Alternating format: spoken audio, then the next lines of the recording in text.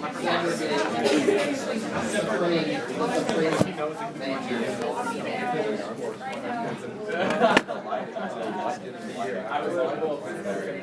I took the game. It was fun. We had a lot. Well, I think it was more. Yeah, well, good morning. Welcome to our first academic chapel of the year. Okay. Just a few announcements before we get going. Is tomorrow at about this time, 11 o'clock, we have our second seminar, second science seminar. If you want to come to those, this will be brought to you by engineering students at Baylor. They started a little student organization called Engineers with a Mission, and they, like you, have some, grand ideal idea of being able to impact the world and do good things, and we'll see just what they're up to. Yes? So if you come out for that, that'll be tomorrow at 11 o'clock, usual place, usual time. Yes? And do join us for lunch afterwards too. Those are the best part of seminar, is the lunch after seminar, where you talk about what you saw during seminar and get more ideas and share your thoughts and all kinds of good stuff like that. Okay. Also been asked to announce to you that anybody interested in pre-health type stuff, like physical or occupational therapy, health-related grad school, like pre-dental, pre-med, should meet Sunday at September 7th at 6 p.m. I believe Ms. Thiessen, everybody know Danielle Thiessen? Yes? There you go. Oh, there she is. Okay, there she is. Yeah, and she's running this show, so it should be a good show. And I think you'll learn all kinds of good stuff, right? A good show. Yeah, it should be fun. Oh, Danielle, it's always fun. You want to come in? Like to join us? Please do. Today. Some more. Okay. I know. I'm like, yes, there are people. What time does chapel get out? Yeah. Okay, that's good. All right. Now we have a lot of people here in this room. Some just came in, so I think it's probably appropriate to go around and introduce ourselves. I'll begin up here, and then Mr. Moffett wants to go next. Okay. So my name is Gary DeBoer. I'm on chemistry faculty here at LeTourneau. Mr. Moffett, you're going to stand up, turn around so everybody can see you. Introduce yourself. I'm Roy Moffett. I'm also faculty here. I'm a 3-year chem major. I'm still chemistry, still chem. But I'm switching it to chem forensic chem. And so I haven't done that yet. But you can think of me as both. I enjoy chemistry a lot. Yeah. I'm from Las Vegas, Nevada. Yeah. That sounds like enough information. All right. Thanks, Mr. Moffett. All right. Ms. Carter, can you introduce yourself? Mrs. Carter, I guess it is. Yeah. Hands off.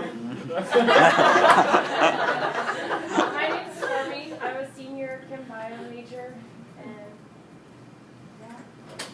All right. Someone like to Next one, please go ahead. Tammy, I'm physics engineering. And what's your last name? Watson. Tammy Watson. And I'm also married. And Okay. Okay. So engineering physics. Okay. This side. Want to stand up? Tell us who you are. I'm Greg Clark. I'm a mechanical engineering major. Okay. We take converts. Yep.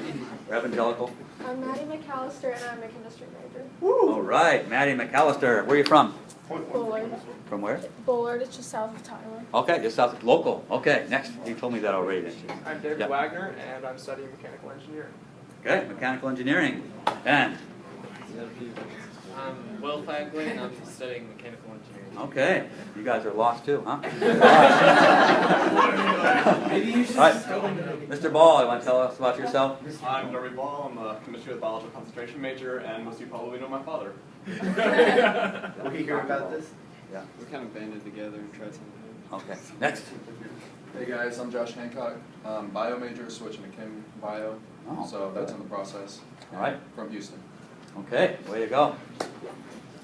I'm Carolyn Hoyt. I'm a sophomore chemistry major, and I'm from Iowa. Right. What? Yeah. And I'm one of your sisters, Melinda Hoyt. I'm from Iowa also, and I'm also a chemistry major, senior now. Okay. Okay.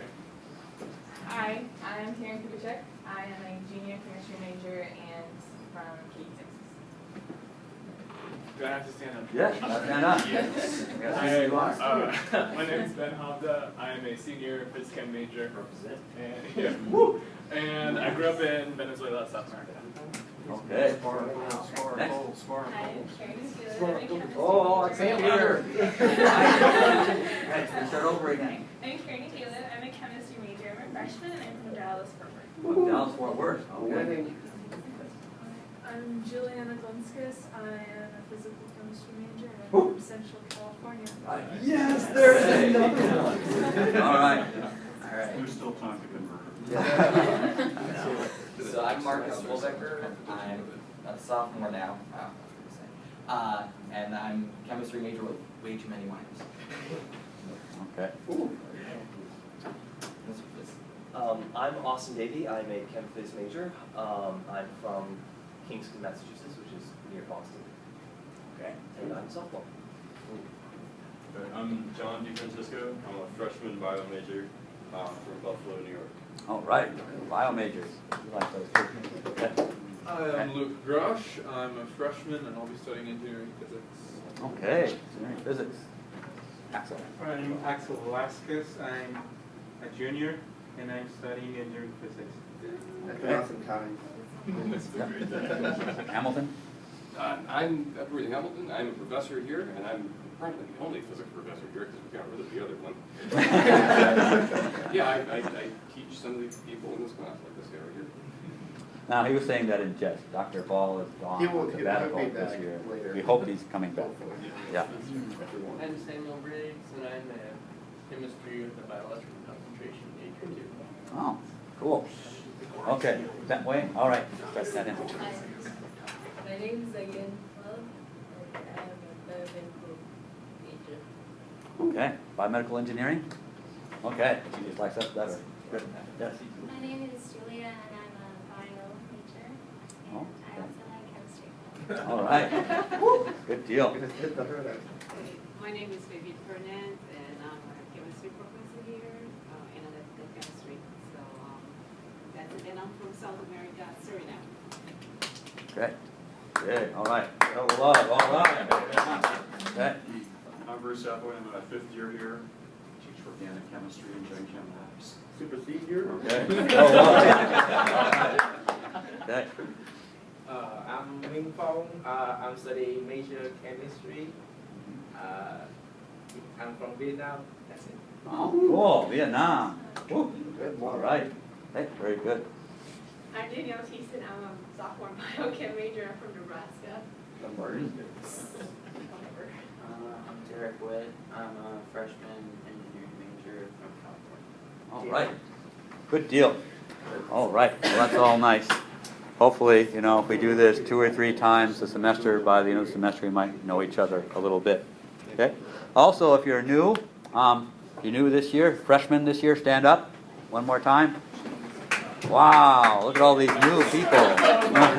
Yeah. Okay. Turn around so they can see you.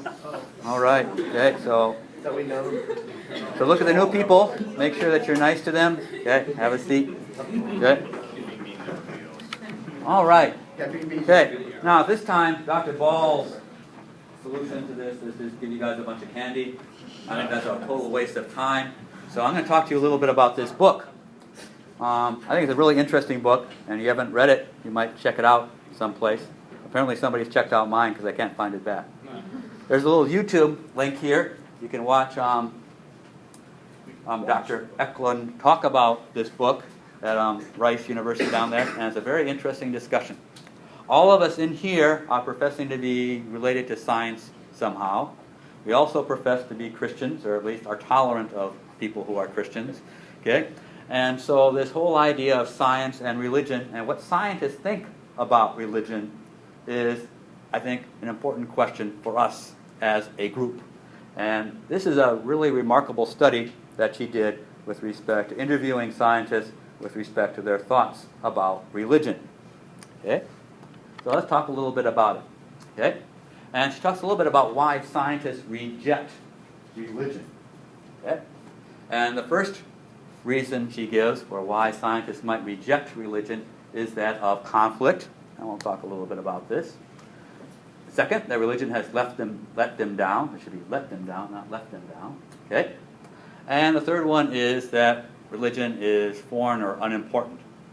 Okay? So we're going to go through all three of these little topics here. A nice Trinitarian sort of sermon. Okay? And maybe we'll get some of your comments on these things. She says the results of this is that Christians in the sciences, that is, scientists who are Christians, are oftentimes closeted, and that scientists who aren't necessarily religious are oftentimes what she calls spiritual atheists. And so we'll talk a little bit about this. Okay? The thesis of the book is that Christian scientists have a special role to dialogue with both scientists and the non-scientific public, so as to allow both science and faith to function together. Right? She says we're not doing our job. You guys are now in that same role. Okay? And we've got to ask, are you guys doing your job? Or will you be doing your job when you come out of here? Okay? And hopefully, over your time here together, we will give you something so that you can do your job better and not fail as Dr. Unklin says that we are. Okay, so the first one, conflict. Okay, lots of conflict out there. You got Richard Dawkins, famous humanist and atheist, right? And you got guys like Ken Ham, the answer man. Yes? And the conflict here is that if you are a neutral scientist who's seeking understanding of things, okay, and you see Ken Ham, and Ken Ham says that you have to accept that the earth is 6,000 years old to be a Christian, your science is going to trump that. Science trumps this Ken Ham sort of Christianity. And if you're a scientist and that's all you see, that's a big reason why you don't accept Christianity. That, according to the surveys by Dr. Eklund. Okay? All right. Because Ken Ham's science is pretty crappy, to be honest. Yes? And if you're putting crappy science up against good science, what's going to be? The good science. Okay? So, that's conflict number one. Science trumps religion. Here's another example of that. We had this last year. Talked about Bill Nye, the science guy, right? Versus Ken Ham, the answer man, and a little discussion there. And depending on who you are, you know, you might say, well, Ham won, or Nye won. Okay? But if you're a practicing scientist looking for, seeking after understanding of spiritual things, Ken Ham didn't give you the best answers. Okay? And this is true. Okay? So basically, many scientists see all Christianity as young earth creationists, fundamentalists, and hypercritical social conservatives. Okay? These are not my words that I'm making up. These are the results of Dr. Eklund's survey. Neutral, seeking scientists. They're trying to figure out life here. And this is what they see with respect to Christians. And because Ken Ham, the big name out there, that's what they see representing the Christian witness. And that's a problem. And that's why many scientists who want to reject and embrace the Christian faith don't. Okay. All right, the second one. Okay? Here's the second question, or the second reason why scientists who are seekers, okay, reject religion or the Christian faith. Okay? And it goes something like this. If God is omnipotent, what does it mean to be omnipotent?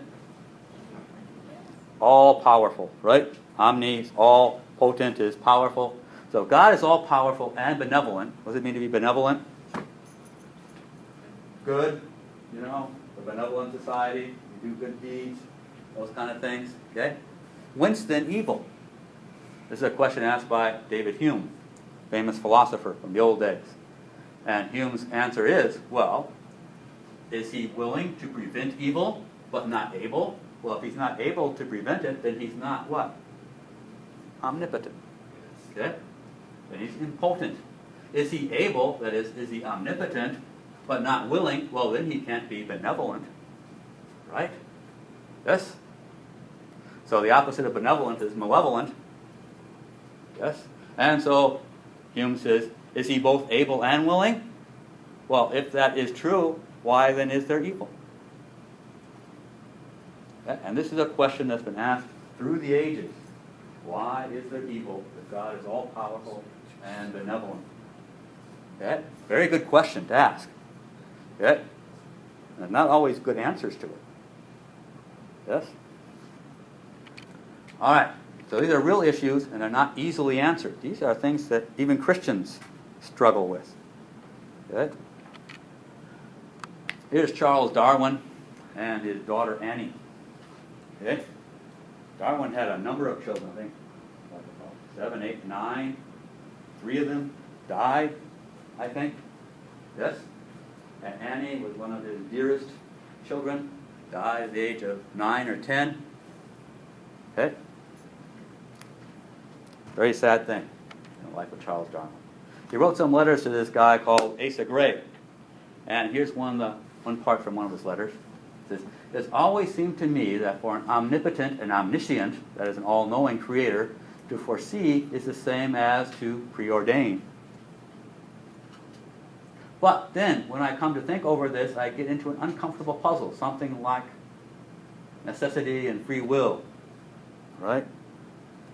Origin of evil, or other subjects quite beyond the scope of the human intellect." So Darwin's struggling with this same question. You know, if God's omniscient, he knows everything. He knows everything. It's just like he's making it, in control of everything. And so why are these bad things happening if that's the nature of God? Okay? Darwin's trying to figure this out too. Okay? He goes on to write his buddy. He says, "I cannot persuade myself that a beneficent, that is a benevolent and omnipotent God, would have designedly created," and this is some kind of wasp that I can't pronounce. Okay? Right? There's this wasp that eats a caterpillar alive, so to speak, right? While it's writhing in pain. Right? Yes? Right? How could this happen? Not believing that a God would design that sort of thing, I see no necessity in the belief that the eye was also a design thing. On the other hand, I cannot anyhow be contented to view this wonderful universe, and especially the nature of man, and to conclude that everything is the result of brute force or just chance. So what does Darwin come up with as a conclusion here?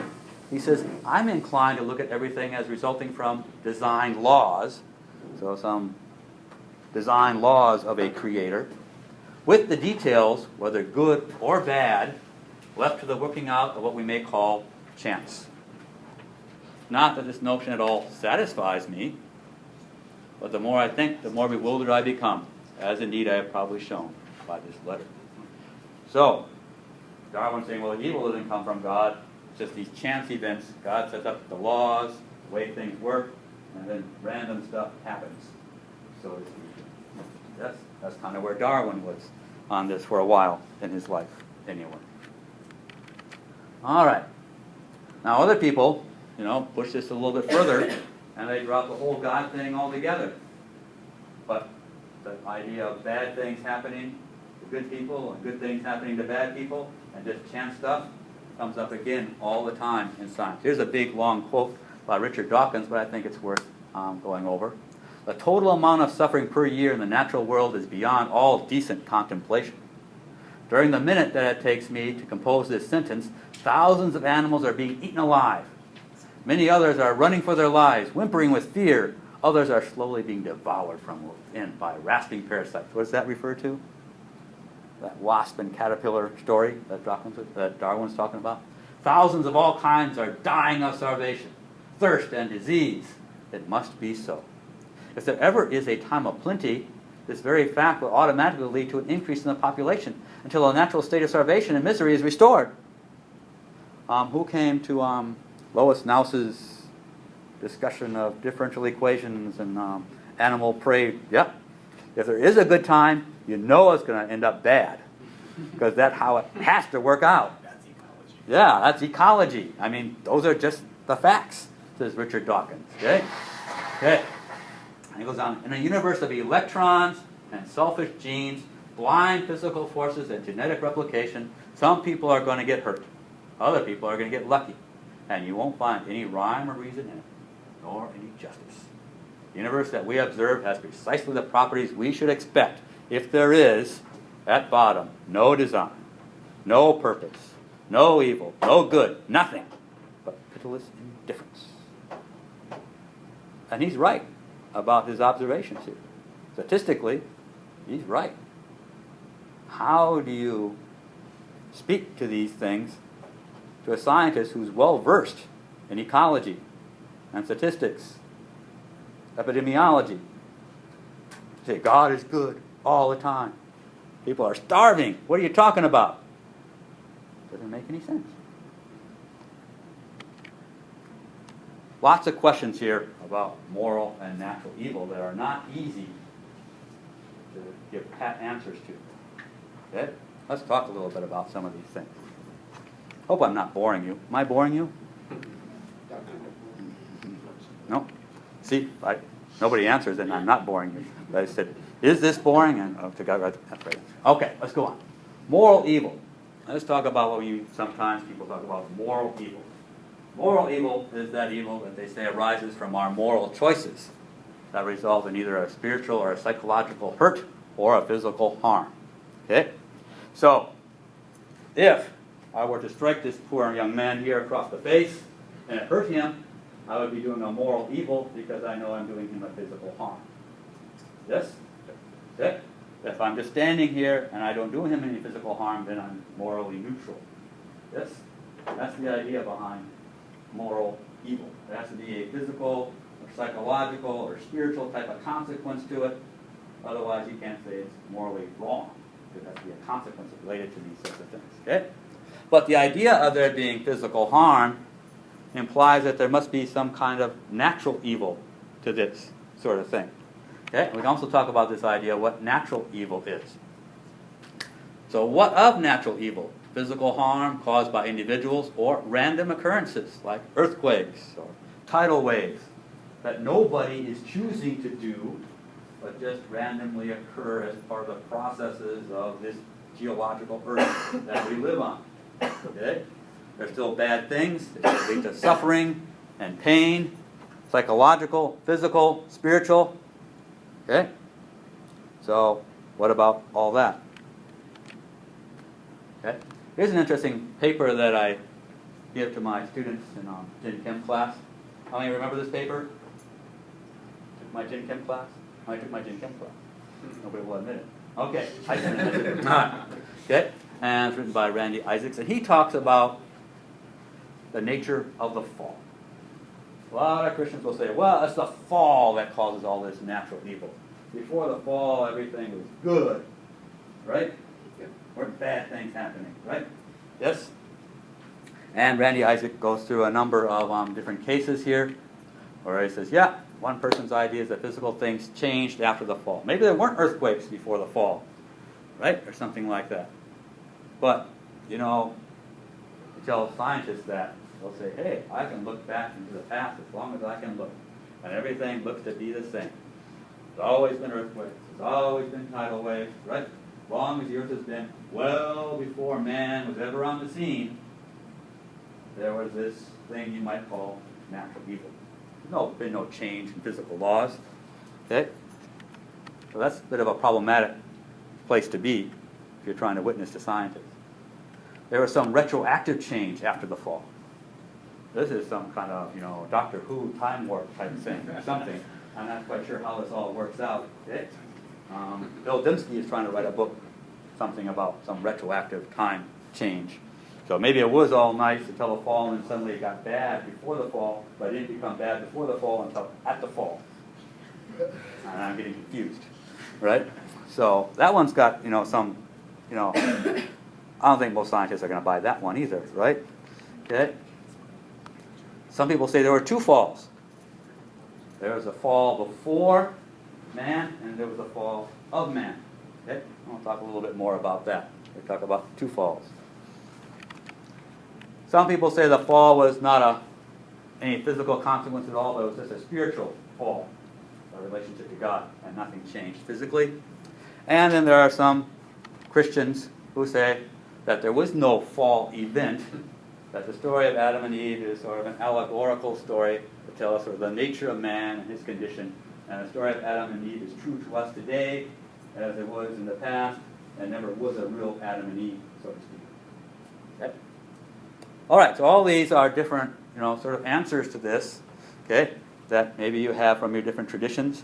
And all of them have good parts to them, and all of them have bad parts to them, but none of them all answer the questions all the time. Okay? What about pain and suffering before the fall? A lot of people have troubles with that, because if the fall brought death to things, how could there have been pain and suffering before Adam and Eve fell? Okay? Well, here's something from the book called The Problem of Pain, which directly addresses this second question that people have, written by this guy, C.S. Lewis. Okay? And he says in his book that the origin of animal suffering could be traced in earlier generations to the fall of man. So, no death of animals until man fell, and then tigers started eating lambs and stuff. But before that, they all just kind of hung out in the pasture eating grass or something. Okay? But Lewis goes on and says, this is now impossible. For we have good reason to believe that animals existed long before men, and he accepts that these animals were eating each other and all kinds of bad things that they were doing, long before man came on the scene to fall. Okay? He goes on to say, seems to me, therefore, a reasonable supposition that some mighty created power had already been at work for ill on the material universe or the solar system, or at least the planet Earth, before ever man came on the scene. And who do you think he is hinting at there? The devil? Yeah, so he's talking about this dual fall, two falls, that the devil was involved in the creation process way back in the beginning and messed things up. And that's what may have introduced natural evil. Okay? So anyway, the point of this is that you have at least one respected apologist that allows for this existence of pain and suffering before the fall of man. Anyway. And I think that's well accepted in theological circles now. The question is, how do we explain natural evil? Okay? Well, maybe some of these ideas fit in with what we think as Christians. Here's a rock star of Christian philosophy. Al Plantinga. Dr. Hamilton knows him well. Or don't you? A fellow Calvin College affiliated person. Yeah, I think he's back at Calvin now again. From He's Notre been Dame. back. I'm not sure if He's it's been back for a permanently while. back, Yeah. But anyway, Al Plantinga is a famous philosopher, goes off all over the place to Iran, talks about philosophy with Muslims and everything. Big rock star of philosophy. Biggest star you can make in philosophy. And be a Christian at the same time. So he says, a world containing significant free persons making choices between moral good and evil and choosing a significant amount of moral good is superior to a world lacking significantly free persons and moral good and evil. So this is one explanation for why there is moral evil in the world, because God allows you to choose moral good, yes, which would be better than if you were programmed to do good all the time. Yes? So they call this, Plantinga calls this free will defense for the existence of moral evil being in the world. Okay? And so Plantinga is a big name, so that carries a big weight in some circles. Okay? All right. Now here's another guy named John Polkinghorne, and he's thinking about all these problems. Polkinghorne's an interesting guy because he was this high-energy physicist. How many engineering physics people out there? Okay, so here's your man, John Polkinghorne. Quarks, gluons, muons, all those other ons that you guys talk about. Okay? And he became a priest. And he writes, if the free will defense of Plantinga works in explaining why God might permit the existence of moral evil, and it also provides an explanation of why God might bring about the existence of much natural evil. And that's what Polkinghorne spent much of his career with, natural processes here. And he says a universe in which we could entertain a free process defense, he's talking about the free processes of the natural world, would be one in which there could be people to whom the free will defense could be applied. So Polkinghorne is saying, without free processes, without natural evil, you can't have people with free will. And he makes a case for these two having to be connected together. Without natural evil, natural consequences, you cannot have free people to choose moral good or moral evil. Okay? All right. Okay? And then, if you go on and read the rest of Lewis's little book here, and I think it's a good book to read if you're in the sciences, okay? He pretty much agrees with Polkinghorne here. And he says toward the end of his book, try to exclude the possibility of suffering, which the order of nature, now he's talking about natural evil as we defined it, and the existence of free wills, so he's combining both natural evil and free will together here, and you will find that you will have excluded life itself. So Lewis agrees, yeah, these two things are tied together. Okay? All right. Anyway, those are tough questions to figure out. I don't have all the answers. Let's go on to point number 3 that Eklund is talking about. Okay? All right. Giving you something to think about. So point number 3 is that religion is foreign or unimportant.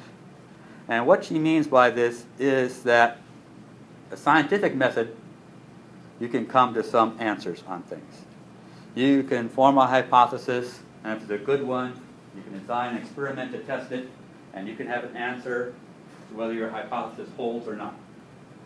Okay? And if it holds, well, then you can come up with another experiment to see if it still holds. And you can get answers that way.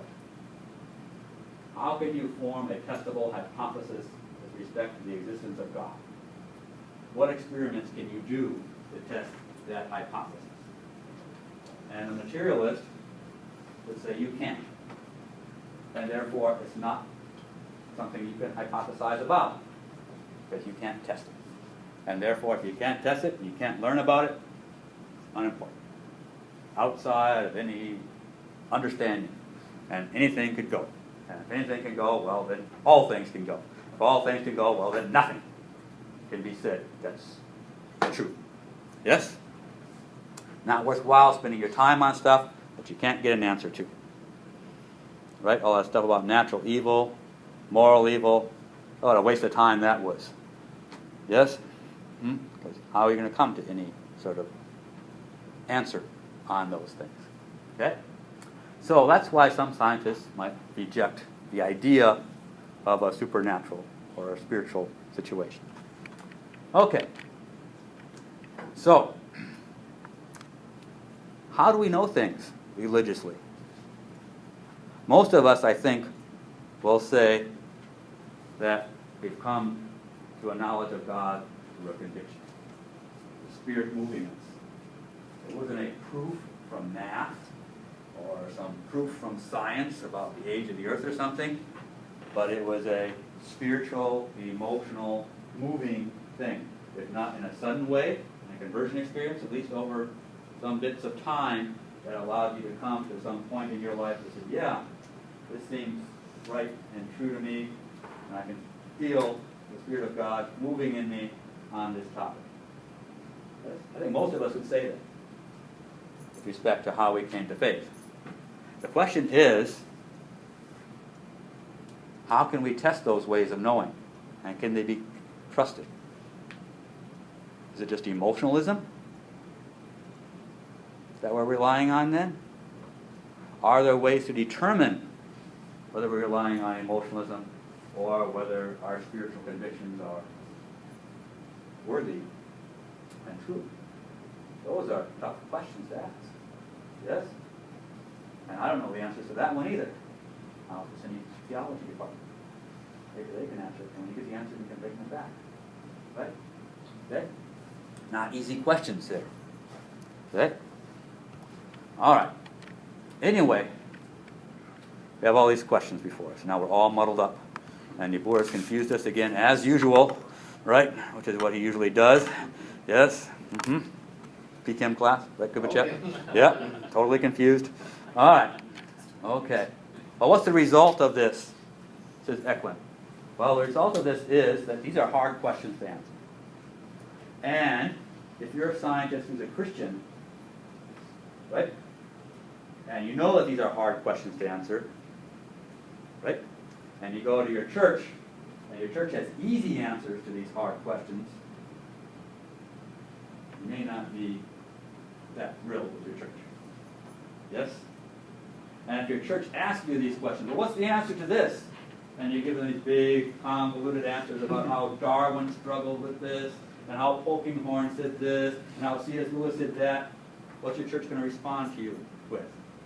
That's the board. You know, it's like, come on, is he old or young? They'll say. Yes?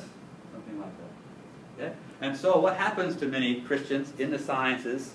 They go to church, they have fellowship in their church, and they share with their buddies, supporting each other spiritually, but when it comes to topics of science and faith, they hedge their bets, put themselves in a closet, because they know that whatever they say, half of the congregation is not going to like it.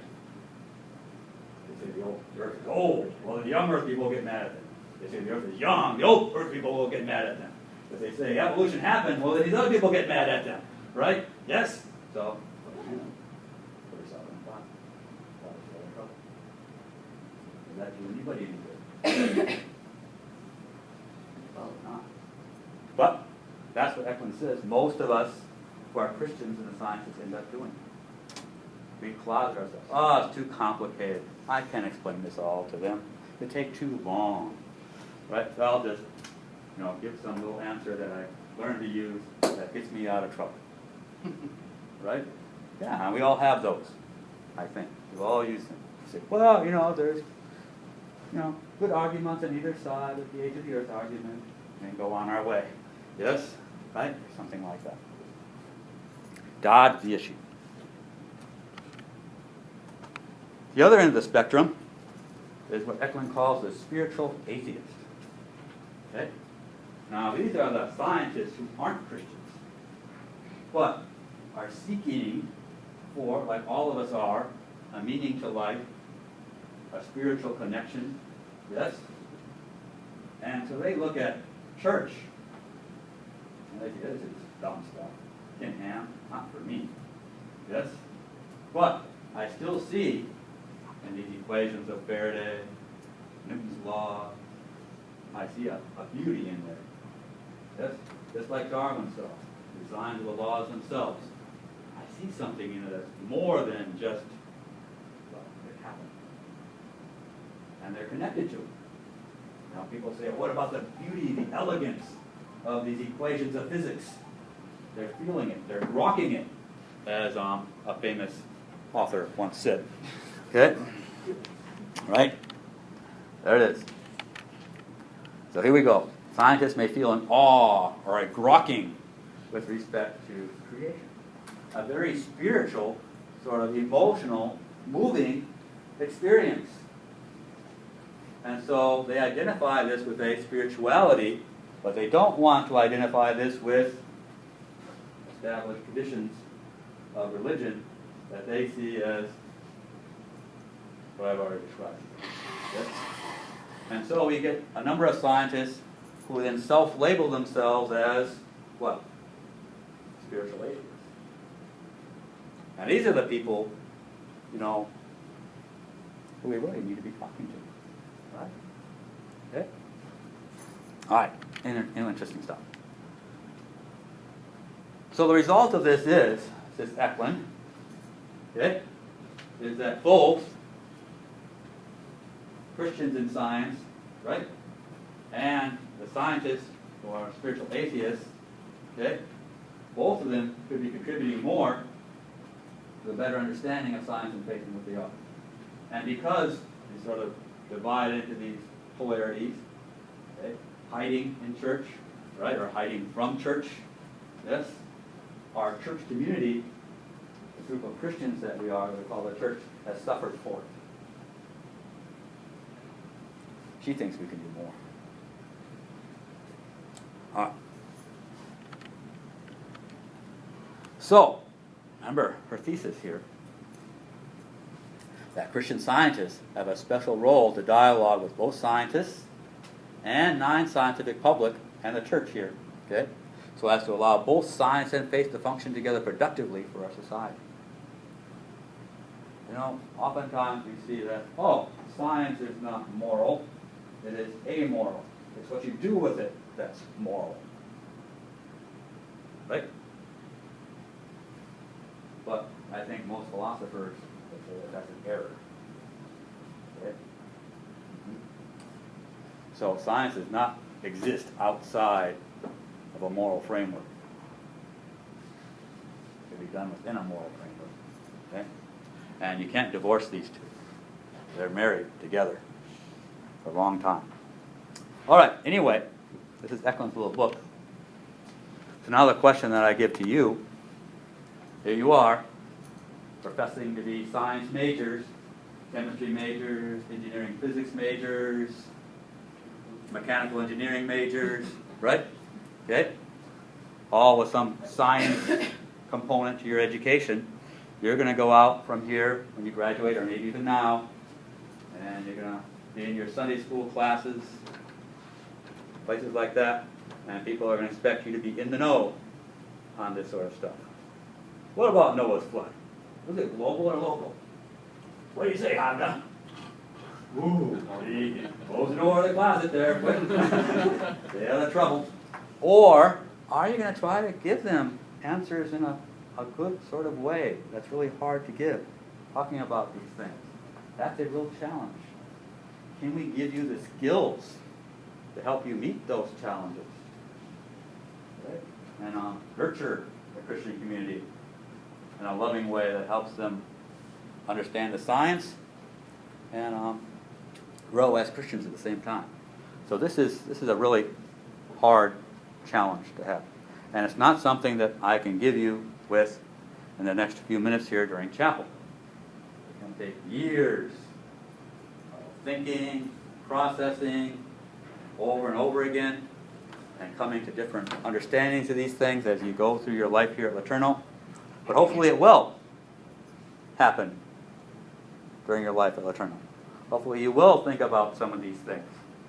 Hopefully you will get some processing started and come to some understandings, at least as to what the questions are and how to talk about them as you go through your life at LeTourneau. Because if you don't, then Eklund is right. And we really failed. We, the Christian Academy, which is supposed to be teaching Christian scientists how to profess their faith, will have failed. I will have failed you. Dr. Hamilton will have failed you. Dr. Hathaway, Dr. Fernand will have failed you, unless you can go out of here with some confidence that you can meet this challenge. Now, this puts us in a bad situation, because the entire fate of the universe is in our hands. Well, not quite. But it is something that I think all of us, all of your faculty here, think about quite a bit. And we ask ourselves, how can we best service you so that you can service that Christian community and a broader, larger public? And we don't have the answers to that either. So if you have something you want to share with us, things you want to talk about with us, ideas on how we can think about these things in a good, constructive, spiritually edifying way, we would like to hear about it. Okay? And so our doors are open to you, okay? And hopefully you will talk with each other, and then you will come back and talk to us. All right. Now, I don't want to start into some big discussion right now, because who knows what might happen, and it could be really embarrassing. So, we'll let you think and ponder these things for a while, and then come and talk about these issues with us over time. Okay? You want to make sure that everybody has signed the chapel thing? Is that going around? Anybody not signed the chapel thing? Okay, it's got to come up this way. Then you do. Okay? And then as you sign that, we're going to close here with the song, if the audio works. There's my little clicker. The audio works. Okay? And so as of now, you are all dismissed. Have a good day.